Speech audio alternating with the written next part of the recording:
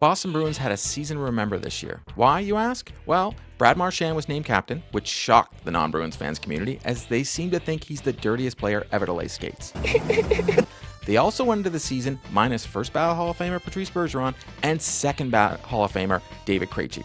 Not only did they not miss a step, but Charlie Coyle and Pavel Zacha matched the production from Bergeron and Krejci. However, they matched the output of two of the greatest players ever to wear the spoke B at the end of their careers though.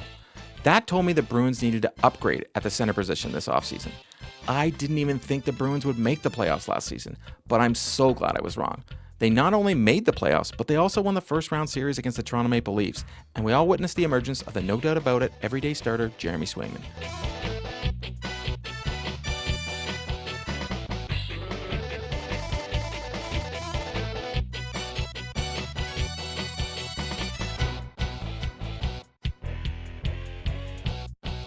Swayman was the biggest reason the Bruins beat the Leafs in the first round, and we haven't seen that type of playoff goaltending in Boston since Tuukka Rask in 2019.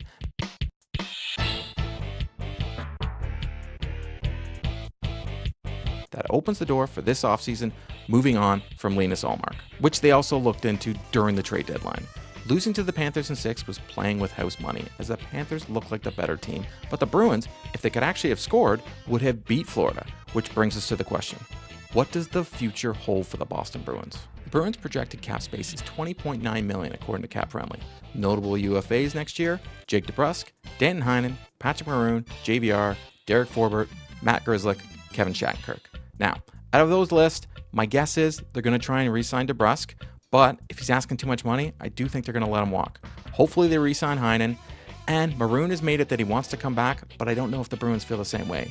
JVR, Forbort, Grzelcyk, Shattenkirk, I have a funny feeling out of those four, maybe Forbort comes back because Monty seemed to like to play him.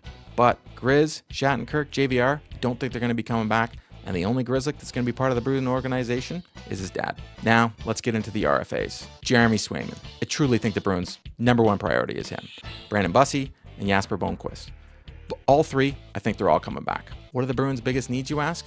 Signing Jeremy Swayman, deciding what to do about Linus Ullmark, scoring, and center depth. Let's start with Ullmark. Ullmark has a $5 million cap hit until the end of 2025 and a 15-team no-trade list. It was rumored that he turned down a trade to the Los Angeles Kings during the trade deadline. No one ever said what the package was coming back to Boston, but the speculation is it involved Pierre-Luc Dubois because the Bruins needed depth at center. I would think it'd been more than Ullmark going the other way for PLD, but I truly hope it wasn't for him. PLD doesn't feel like a player that would thrive on the Boston Bruins, given all the talk about him being bad in the room. Elliot Friedman on 32 Thoughts reported hearing that the Bruins and Hurricanes talked about Ullmark as well at the trade deadline.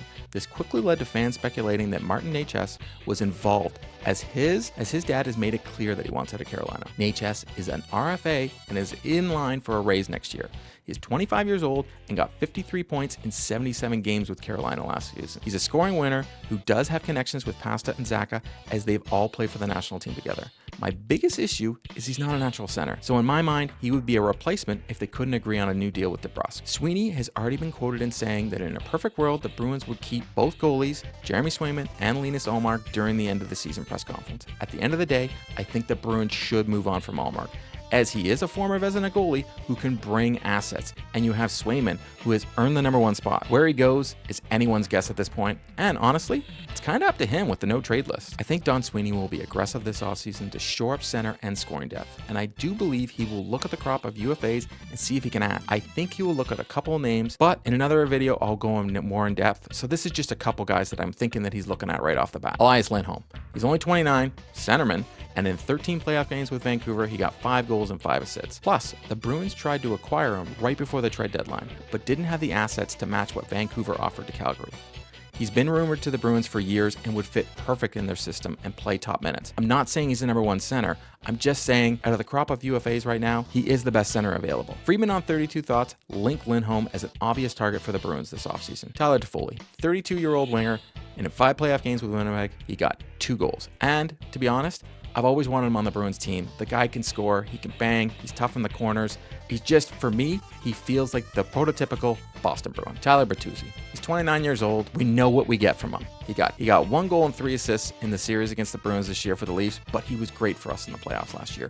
And I don't think he's going to cost too much. It is rumored that he does want to go back to Toronto, but as everybody knows, the Leafs right now need to trade Mitch Marner, and their cap situation is a disaster. Chandler Stevenson, 30-year-old center, left shot, who played the past 5 seasons for the Vegas Golden Knights. Last season in 75 games, he recorded 51 points, with 16 of those being goals. Vegas last season suffered a ton of injuries, so Stevenson played some big minutes down the middle there. Friedman on 32 Thoughts linked the Bruins to Stevenson as one of their targets this offseason. Swayman. Okay, honestly, the guy's going to be Scrooge McDuck in here. He is going to get paid. Last year, he went to arbitration with the team, and he was quoted as saying, "There's no ill will on the process, because I understand that. I'm not the first player to go through it, and he doesn't wish it on any of his friends or any of his teammates moving forward, and he doesn't want to ever do it again as well." So he's grateful that he went through it. Last year was reported that he was looking for more in a range of $5 million plus on a multi-year deal, and now looks to get a substantial raise even from that after his playoff and his season performance. Wouldn't be surprised if Swayman's number starts with an 8. He is the team's #1 priority this summer, and it's to get him signed. After his performance last season and in the playoffs, it was clear he is the goalie of the future. So if I had to wager, Don Sweeney is regretting not signing him to a long-term deal last summer. Sweeney has a history of bridge deals with players, so it was no surprise to me when it happened to Swayman last offseason. Let me know in the comments what you think. What do you think the Bruins should do? Who should they trade for? Who should they sign? If you want to see more Boston Bruins content, please leave a like and subscribe, because there's a lot more to come.